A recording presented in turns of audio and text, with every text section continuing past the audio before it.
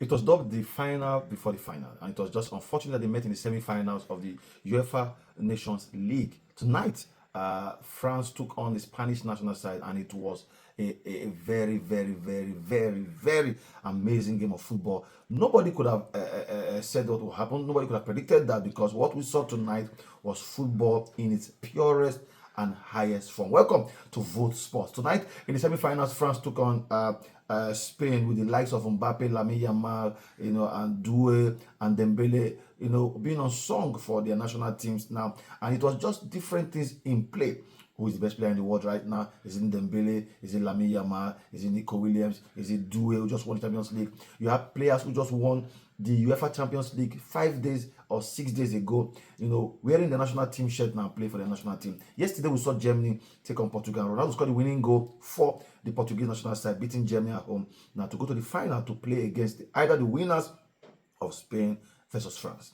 Now it was a game of maybe one and a half versus half, because the Spanish team took the French national team to the cleaners, destroyed, annihilated, disgraced, bombarded, stupendous games. We saw little players now, young boys now in their 20s, the 19-year-old, 21-year-olds now take on the mighty power of France, and we saw good football. At one point now, Spain went 4-0, ahead, but shockingly, the game ended 5-4.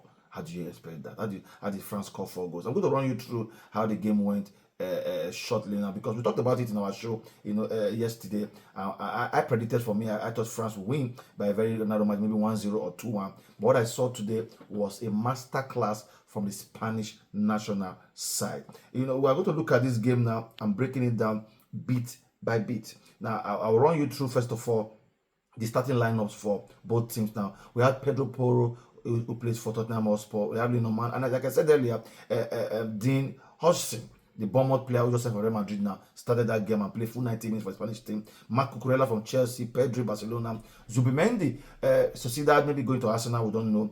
Mikel Merino also playing for Arsenal, Lamine Yamal, Mikel Oyarzabal, and Nico Williams were the guys who started this game for the Spanish side. Shockingly, the Spanish team refused to start a striker. Alvaro Morata was on the bench. He didn't even play today. Maybe he'll play on the final. Like Nonso said in our show, you can check it out earlier in the morning. He said it's possible that Spain want to hold the ball and play without a recognized striker. And that is what they did. But when you look at the French national team now, I began to feel that the coach started making mistakes. Let's look at it critically now. Started making mistakes from the very first 11. Yes, Saliba is injured. Upamecano from Bayern Munich is also out, so they had to do a makeshift defense, and he played Ibrahima Konate and Clement Longley. Don't forget, Longley has been out of sorts in national team. Even in his club side, he left England and went to Saudi Arabia, and he started for France in a very crucial semi-final against Spain. And you have Theo Hernandez left back, beautiful game. But I think Pierre Kalulu was the problem for me, because I would have preferred Malo Gusto of Chelsea to start. Aaron Rabiot, he won it. Manu Kone, to me, was not supposed to start that game. I thought he started Kamavinga or Aurelien Tchouameni, but he didn't do that. Michael Olise played, but he was out of sorts. And Desire Doué, Ousmane Dembele, and Kylian Mbappe. Beautiful forward line, but the game started like a riot. The Spanish team came up, against the French national team, and they didn't know what hit them. And in the 28th minute of the game now, in a 23rd minute of the game, in a very beautiful move of football, we saw the two young boys, 18 years versus 19 years now, who won the Euros for Spain just some months ago, and also made 1-2 quick touches. And Nico Williams scored the opening goal for the Spanish national team, and we saw that beautiful goal again for Mikel Merino. My fear now is that Mikel Merino for Arsenal scoring goals like this, like a striker, might make Arteta feel he's not going to sign a striker, because he scored just as good as a striker. Mikel Merino made it 2-0, and Lamine Yamal, the golden boy, who is being touted not to be one of the best players in the world, and he may win the Ballon d'Or, which I don't feel he should win, got the third goal in the 54th minute, immediately after the second half resumed, and also in the 55th minute. And the shocking thing for the French national team, they were looking very disjointed. You do not concede a goal now.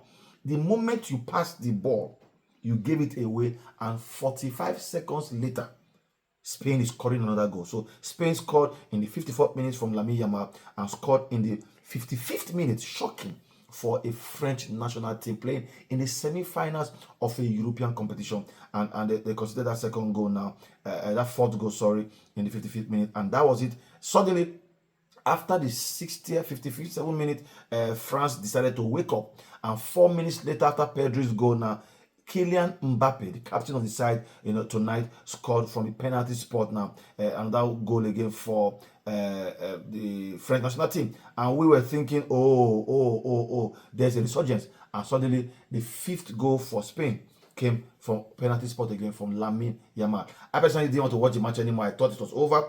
5-1. The French side just came to joke today. But the coach started making the changes as it would go. He took out Michael Olise. He took out Desire Doué, took out Dembele, took out Clement Longley, and took out Pierre Kalulu, and that game changed. Rando Kolo Muani, I said he was supposed to start. He didn't start.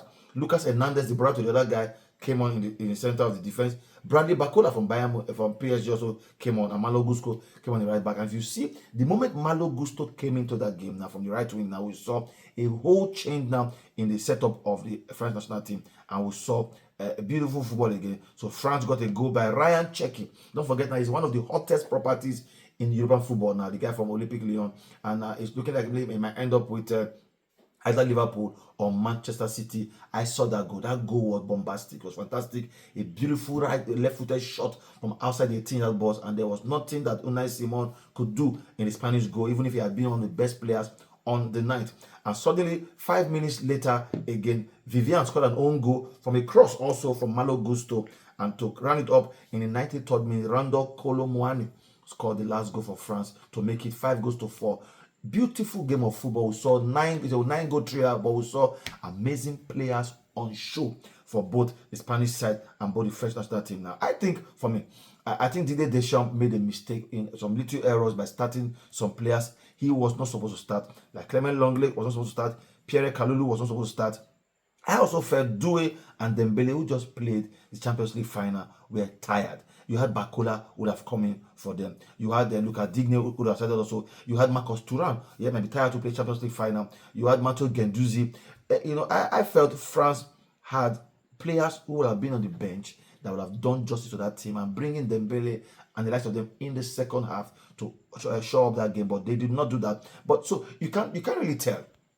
Was it a very terrible performance from the French side? Was it a very beautiful performance from the Spanish side? I think it's a tale of two halves now. The first 60 minutes, 70 minutes, we saw a Spanish side who can devour any single team on earth right now. I even fear for Ronaldo's Portugal on Sunday when they played the final. But we saw a resurgence after making the right changes, and the players who were supposed to be on the team now came in the second half, and we saw France able to get 4 goals, in response to the Spanish one. And if the game had gone on for maybe another 5 minutes, I think would have gotten a goal for France and going to extra time. But so far so good. The Spanish side are in the final, and on Sunday 4 p.m. Nigerian time they'll be taking on the Portuguese side with Ronaldo. Let us see how far they will go. Don't forget also by 2 p.m. there's a third place game we can go to hold between Germany and France. I think on Sunday we serve us beautiful football, as we see it go. Don't forget to join us also on our show. We're going to be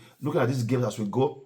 And don't forget also, World Cup qualifiers are taking place. So join us on Volt Sports every single morning, Monday to Friday by 8 a.m. on our YouTube channel, and watch all our amazing analysis on the world of football, and you will be glad you did. Have a beautiful night rest, and I'll see you again. Bye.